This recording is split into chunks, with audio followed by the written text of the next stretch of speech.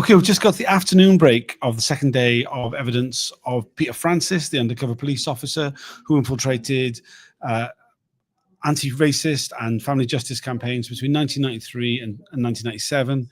He became a whistleblower in 2010. I'm joined by Claire Hildreth, who has been watching the evidence of him today. What have you made of what Peter Francis has had to say? I feel quite conflicted watching him because I don't think he's very well. He's clearly not. Yeah, and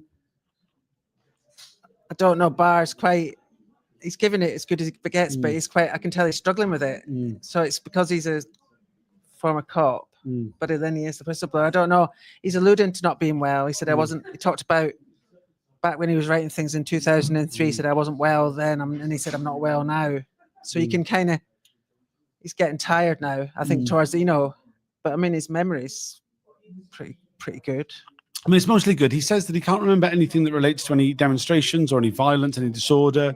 He says he's not capable to recall that because this triggers his PTSD. Yeah. So we had, for example, the Beacon Street counter-protest, the Blood and Honour gig that resulted in the kidnapping of all the protesters who were then taken by a specially chartered tube train to Earls Court Station, where they were all badly beaten up. Peter Francis says he got a black eye that day. He says that he was commendated by the back office for surviving. Yeah. But he says he can't really remember what exactly happened. He knows the police behaved very badly, and there was excessive force. It was put to him that it was his pre-demonstration report that kind of primed the police to act in that manner. That basically, he'd said that they were that it was crazed street fighters, to the point of madness. To the point of madness, with courageous to the point of madness. Which, I mean, it's got to play a fairly significant part in the way in which the police reacted to the crowd. Yeah, it's a bit. I don't know. That's when it just ended, didn't it? So it's a bit. I don't know. I wonder what he thinks about that, because it sounds like it's true. Yeah, even if it's not all of the intelligence, it's the main. Yeah. And I mean, was it true? I don't know. I mean, was it true that they were crazed to the point of madness? Almost certainly not. But was it true that report was what led to the police to behave in that manner? I would say almost certainly. Because even if they were good fighters, etc., they're not like the far right who are generally crazed to the point of madness, but would really, really, I think it gave them an excuse. I think that's how it came across. I mean, I think it came across very strongly to me that that the police being presented with this report from Peter Francis that made these wild, outlandish claims kind of led to what their response was. We saw also that there was a few things from that 2003 witness statement, the Officer A witness statement, one of which where Peter Francis claims that if he'd have been outed as an undercover police officer, then he would have been badly beaten, and it could have possibly been fatal. And he was really kind of called out on this as like, is this really realistic? And he says, well, he knows now that that people from Militant Labour or the Socialist Party didn't want him dead, but he believes that, that somehow the anti-fascists would have beaten him that badly. I mean, there is no examples of any member of the far right being so badly beaten that they get killed in the UK.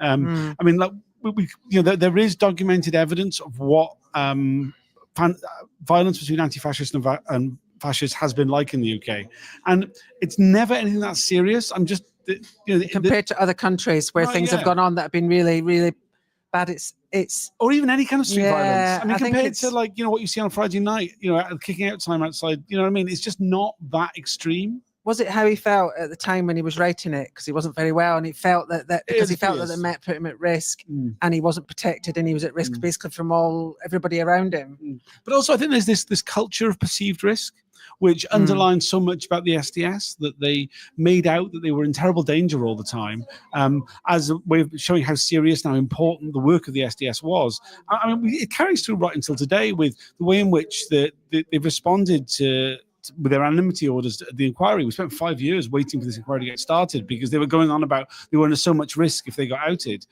Risk which just isn't believable. It's not credible. It's not credible. I don't think what Peter Francis wrote then was credible. I can believe that he believed it at the time because he was mentally unwell, but it's not a credible statement to make. It's that thing. It was the same with Mark Kennedy, wasn't it? That it was a kangaroo court and that. And all he did was he came to a house and people had a chat with him and he went away safely.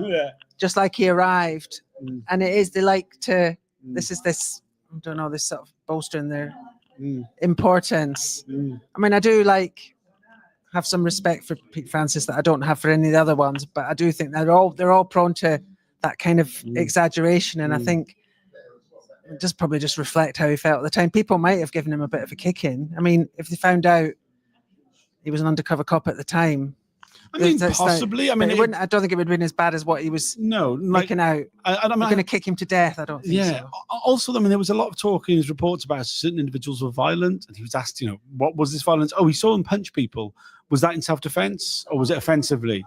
And he was like, oh, well, it would have been emerged. It would have merged. And he was said like, that a lot. Yeah, and he said, well, have you got any examples of this person using violence in an offensive manner? And he was like, no, I don't. Even the most violent ones. Even the most violent ones. They didn't see that ever. And anything that was going on, he was involved in it anyway. Yeah.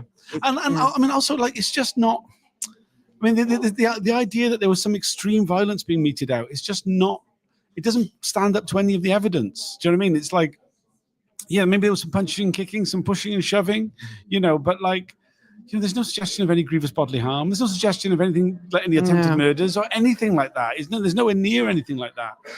But this build-up of this perceived risk.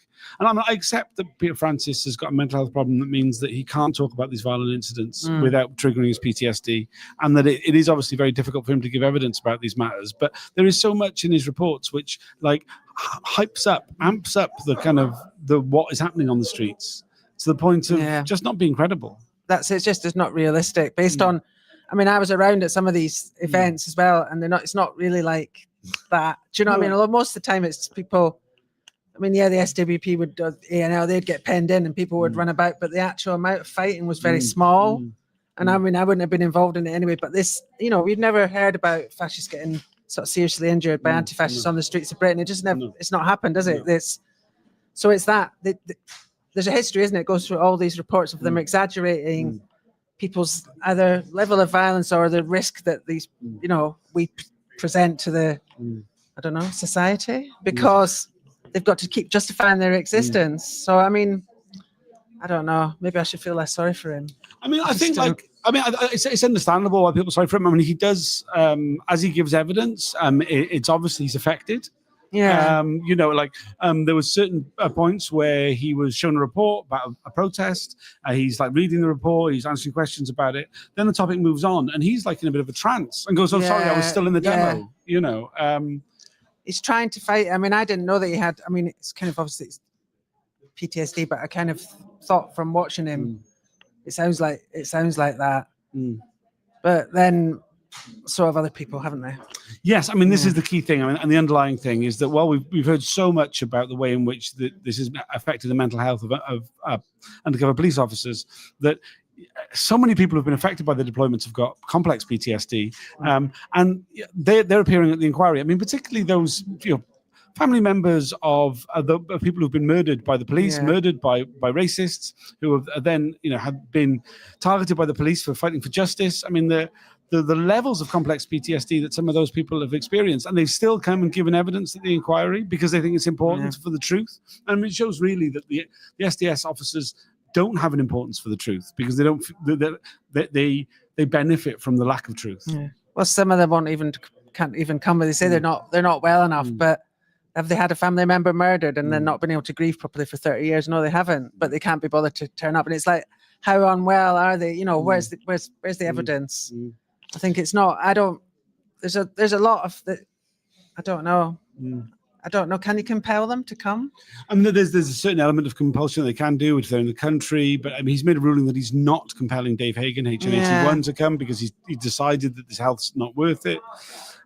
We will be hearing from some of the managers. Some of the managers have just been talked about, particularly John Webb, who was in the control room on the 15th of January 94 when the Beacon Tree and Earl's Court event happened, and saw the events unfold via CCTV camera, wrote up the reports, and would have often been in the control room for a lot of these events. He said the managers would have been in the control room seeing the events as they happened.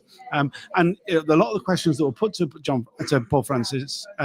Peter Francis, he said, "Oh, you need to put that to John Yeah, he Webb. did, yeah. You know, which I mean, theoretically, that'll be during phase 3 of this tranche. Okay. So probably in June, July, we should be hearing from those officers who, the managers rather, who weren't out in the field as undercover officers, but have got a lot of light to shed on what actually happened. Yeah, that'd be, I mean, interesting. So they were like, if they were watching it all unfold, it's very different from him who was involved in it and then trying to pretend to be somebody who he wasn't, while being at risk from other police. Because there's quite a few of them that got assaulted by other police. They never got assaulted by like us, Right. but they got assaulted by their own Yeah. colleagues. Yeah. Quite a lot. Yeah. It's only a short break, and we should go back in. Okay. There'll be another session now, and then we'll probably be finishing around 5. We'll do another video then. Anything else you'd like to add? No, thanks. No worries. Thanks for joining us. See you all in a bit.